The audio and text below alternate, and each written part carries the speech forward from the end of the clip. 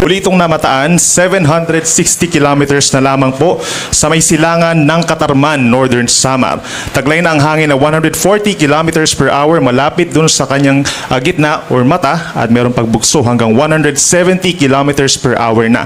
At sa ngayon po mabilis itong kumikilos pakanluran at 35 kilometers per hour.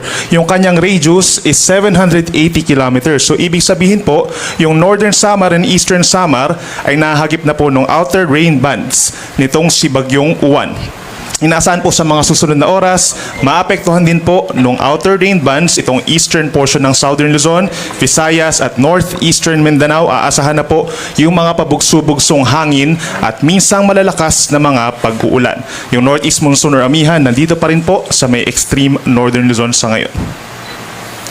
Base po sa pinakahuling track na pag-asa, inaasahan pa ang paglakas nitong si Bagyong Uwan sa susunod po na 1 hanggang 2 araw. Kung mapapansin din natin, magkakaroon siya ng close approach or malapit dun sa kanyang sentro, ito pong Northern Samar at ilang bahagi pa ng Bicol kagaya ng Catanduanes, Eastern Albay at Northern Coast ng Camarines Sur and Camarines Norte. So mamayang umaga or bukas po yan ng umaga, malapit na siya sa may Catanduanes, habang pagsapit po dito sa bukas na umaga hanggang sa hapon, approaching na po siya dito sa may eastern coast ng Quezon at ng Aurora. So possible siya maglandfall dito po sa may parting Aurora and Southern Isabela.